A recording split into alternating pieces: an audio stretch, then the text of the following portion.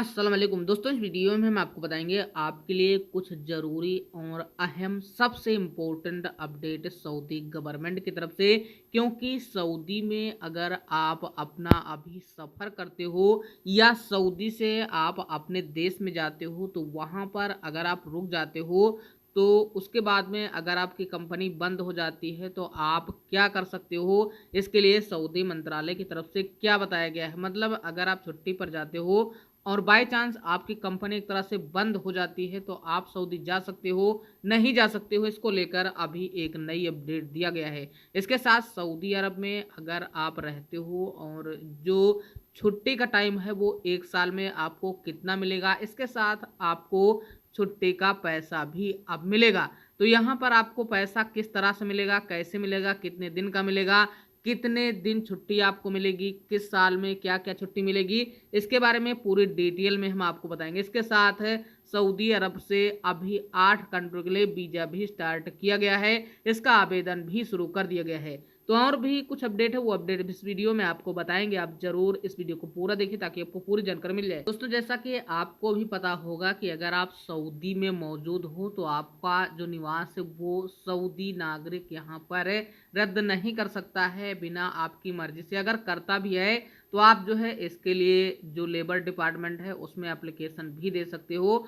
और इसके साथ हम आपको बता दें कि अगर आप सफ़र जाते हो तो आपका जो भी निवास है, जो भी वादा है वो आपका रद्द कर सकता है आपका कपिल। यह जो प्रस्थान के वादे का उल्लंघन करते नियत समय पर वापस नहीं आता है। मतलब अगर आप टाइम पर सऊदी अरब में एंट्री नहीं कर सकते हो, नहीं करते हो, तो जो है आपका निवास रद्द किया जा सकता है सऊदी नागरिक की तरफ से। दोस्तों, जैसा कि आपको पता है कि अगर कोई भी विदेशी सऊदी अरब के अंदर रहता है और वो अगर इनहास हो जाता है, मतलब एक तरह से इलीगल हो जाता है, भाग जाता है और हुरूफ लग जाता है उसके ऊपर, तो एक तरह से ये है आपकी जिम्मेदारी होगी आगे और जो गवर्नमेंट है उसकी जिम्मेदारी होगी। वहाँ पर कपिल की कोई भी जिम्मेदारी नहीं होगी और एक तरह से काफ़ी भारी जुर्माना बताया गया है सऊदी गवर्नमेंट की तरफ से। तो अब यहाँ पर सऊदी में आप ऐसी कोई भी गलती ना करें। और जो अभी कंपनी के बारे में बताया जा रहा था कि अगर आप सफ़र जाते हो तो इसको लेकर एक पाकिस्तानी ने पूछा कि मुझे पाकिस्तान आए 10 महीने हो गया, क्या मैं फिर से सऊदी अरब आ सकता है, मेरी कंपनी बंद हो चुकी है। तो इस संबंध में बताया गया है अगर कोई भी विदेशी कर्मचारी किसी भी वादे पर देश छोड़ता है तो उसे नज़रअंदाज नहीं किया जा सकता है। ये आवश्यक है कि विदेशी कर्मचारी देश में मौजूद हो, उसका निवास प्रभावी हो। दोस्तों, यहाँ पर साफ तौर पर कहा गया है कि इसमें कोई भी परिवर्तन नहीं होगा। मतलब अगर आप सऊदी में जाना चाहते हो तो आप जा सकते हो, लेकिन जो नियम्स बनाए गए हैं सऊदी गवर्नमेंट की तरफ से उसके अनुसार ही एंट्री कर सकते हो। अगर आपका कपिल कुछ भी गलती करता है या कुछ भी होता है तो आप इसके लिए उनके घर वालों से संपर्क कर सकते हो। मतलब कंपनी बंद हो जाती है तो उनके घर वालों से अपना संपर्क करके दूसरी जगह इकामा ट्रांसफ़र कर सकते हो या आप लेबर डिपार्टमेंट में जाकर इसकी शिकायत करें। लेकिन आपको टाइम के हिसाब से ही सऊदी अरब में एंट्री करना है अगर आपकी जो कंपनी है बंद हो जाती है।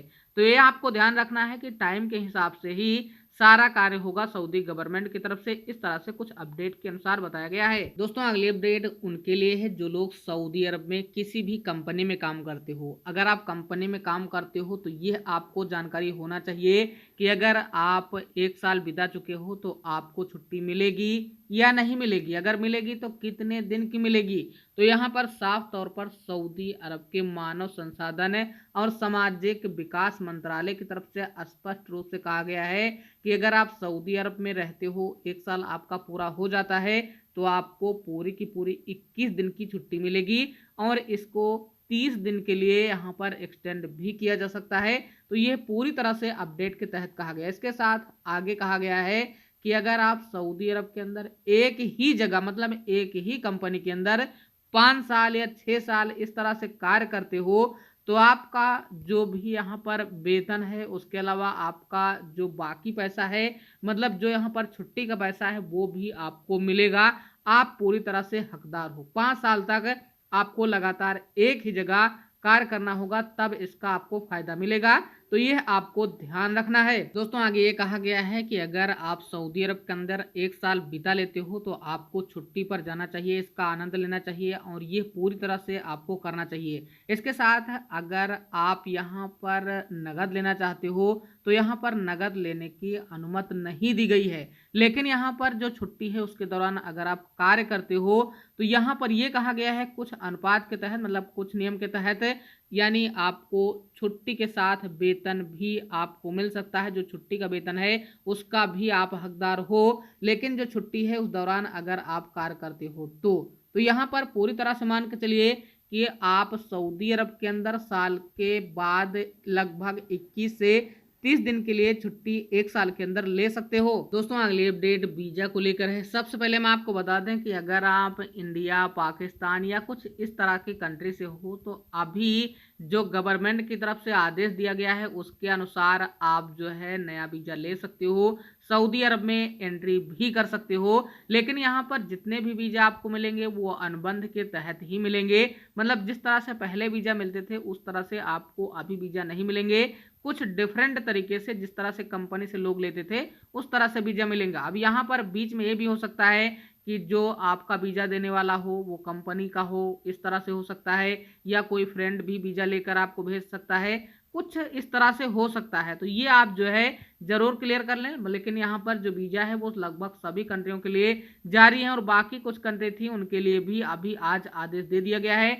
और यहाँ पर लगभग 8 कंट्री हैं जिनके बारे में आपको जानकारी होना चाहिए। दोस्तों सऊदी के विदेश मंत्रालय ने अभी संयुक्त राष्ट्र के दोनों लोगों के लिए, मतलब यहाँ पर पुरुष और महिला दोनों के लिए जो आदेश है वो दे दिया गया है। नौकरी के लिए ये लोग अब आवेदन कर सकते हैं। यहाँ पर कई मुख्यालय और विश्व की राजधानी जैसे कि न्यूयॉर्क, द हेग, डकार, वियना और सैंटियागो, जिनेवा, आदिस अबाबा, बैंकॉक जैसे स्थित यहाँ पर जो शहर हैं वहाँ के लिए अभी आवेदन शुरू कर दिया गया है। मतलब अगर आप आवेदन शुरू करना चाहते हो, आवेदन करना चाहते हो सऊदी अरब में जॉब करने के लिए तो इन जगहों पर आवेदन शुरू कर दिया गया है। इसमें यहाँ पर बताया गया है कि जो आवेदन है उसका टाइम 24 नवंबर से 10 दिसंबर तक। यहाँ पर काफी लोगों के सवाल होंगे कि अगर हम सऊदी अरब में अभी एंट्री करेंगे तो क्या हम डायरेक्ट सऊदी अरब में एंट्री कर सकते हैं नए वीजा पर। तो यहाँ पर हम आपको बता दें कि जो लोग सऊदी अरब में अभी एंट्री करना चाहते हैं उनके लिए अभी डायरेक्ट एंट्री के लिए कोई भी आदेश सऊदी गवर्नमेंट की तरफ से नहीं दिया जा रहा है।